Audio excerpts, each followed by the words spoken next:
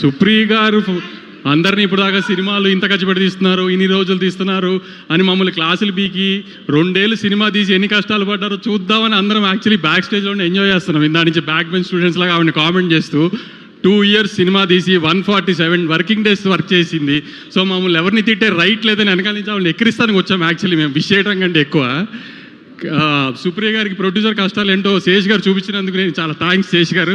ఆవిడ ఊరికే మా అందరికీ క్లాస్ మీరు హీరోలందరినీ నెత్తినెక్కించుకుంటున్నారు, ఇదేదని క్లాసులు పీకుతుంది మాకు.